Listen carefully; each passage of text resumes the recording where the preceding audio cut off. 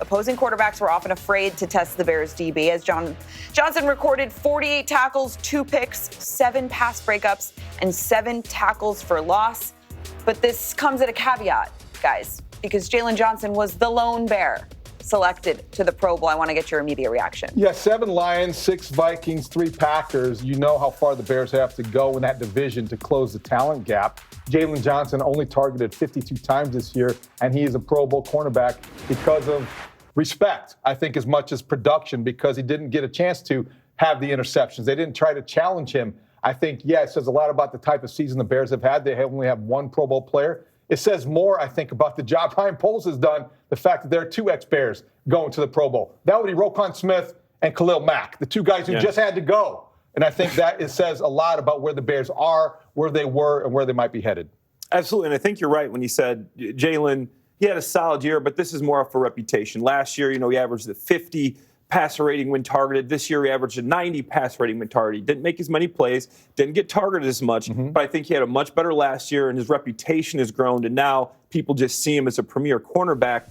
So do you think there were any snubs here? Not in Chicago. Do you see, does anybody come to the top of the list or to the top of your head? No. I mean, Torrey Taylor would have the next best case to be a Pro Bowl player, and that's said with all seriousness. Montez Sweat didn't happen. Edmonds, no. There's not an offensive lineman. I mean, T.J. Edwards possibly?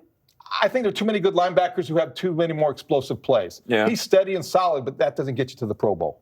Yeah, agreed. I think it's interesting looking, you mentioned all the other players around the division that are going to the Pro Bowl.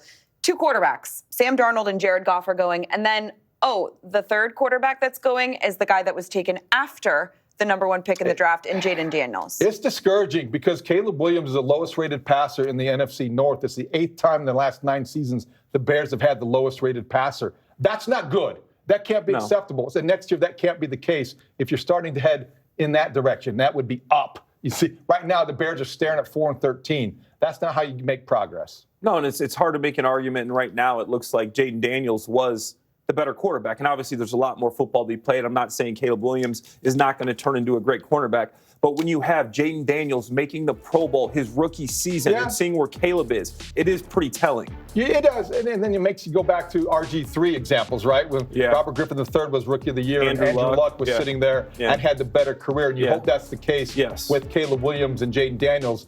But whatever the case is, all of this talk points out the fact the Bears have a talent deficit and disparity in this division. And I think in that context, it makes me crazy to think that they're talking about extending the general manager's contract. And how does that happen? And here's the question I want to ask, David. Is this more of the system, or is this more of the players on the roster that why you don't see more Bears on this Pro Bowl team? You know what's related, Clay. I mean, you know that when you have a failed system, when you have bad coaching, then you have talent. That it's the coach's job to get the most out of the talent.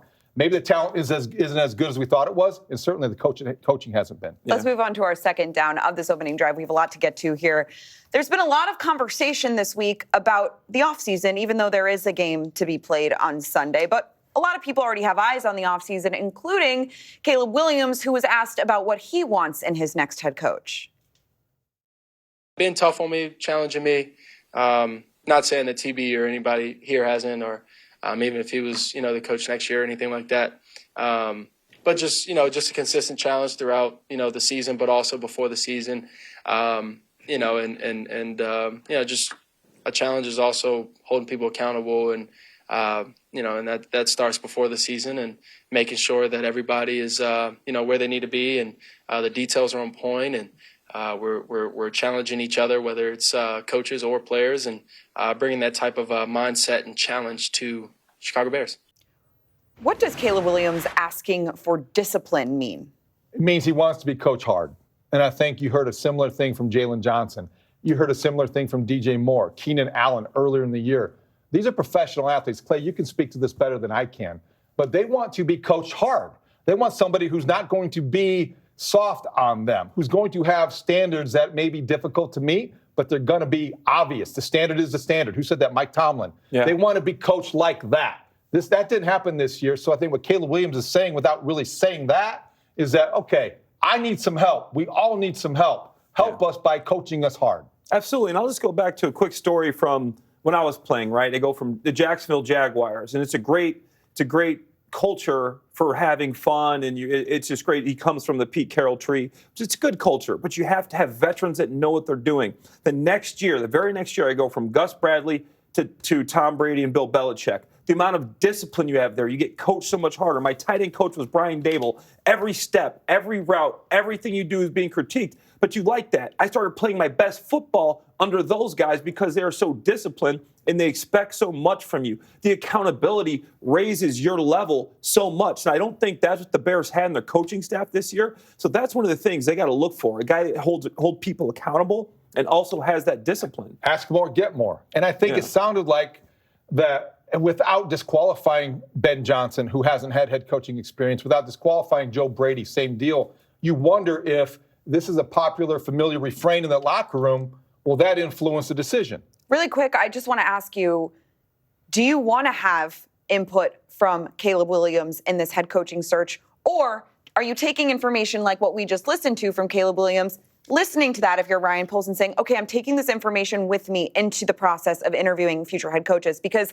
if you start asking Caleb Williams, and I'll answer my own question first here, if you start asking Caleb Williams, guys, don't you then need to go ask Jaylon Johnson and Tremaine Edmonds and TJ Edwards? What are they going to think about you not asking? Not necessarily. I think the quarterback's different. You have to keep him abreast of what's going on. You don't have to take his advice. You don't have to ask for his advice. But you want to keep the communication lines open because he is different. He is the most valuable, most important employee in that building, more so than the guys that you mentioned. And here's what I think you do. You know his strengths and weaknesses through the season. You're in the building with him every day. You know what he does well. You know what he doesn't. You ask him, what do you feel like you do well? What do you feel like you need to work on? What do you need help with? When you want us to bring someone in, what are your top things that you need help with? And you take that, and when you interview your prospective head coaches, you find out from them what their strengths are and what they think they can help with. And I think that's how you get his take on the coaching staff. All right, we got to move on to our third down of this opening drive. Another headline from Wednesday's press conferences was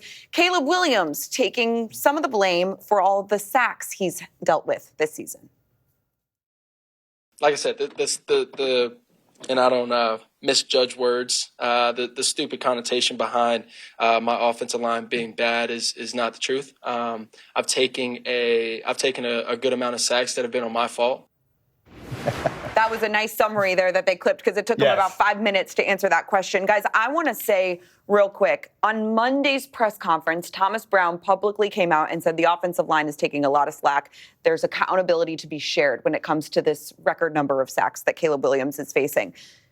I believe that was the first time that Caleb Williams had publicly been called out by someone that he was doing something wrong.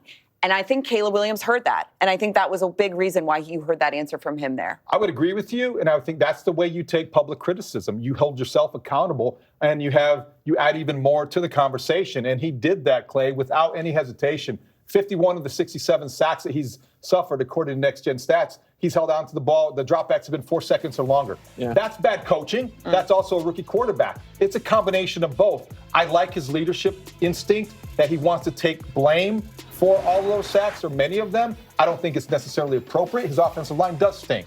But they're not going to say that. He's not going to point the finger. He's going to take responsibility for his role in this. Yeah, to me, that's huge. That shows that he is just mature and he's able to see what he's doing wrong, and that helps you to think he can improve it. Looking at Pro Football Focus, he is the worst quarterback in the league at pressure to sack ratio. The amount of times you get pressured versus the amount of time you get sacked. He's over 30%. The average quarterback's about 15. The greats are about 10. So he needs to improve the pressure to sack ratio. Throw the ball away. Get to the check down. To me, that's a telling stat, David. Stupid connotations. Is that the name of a new podcast? It should be. Stupid connotations.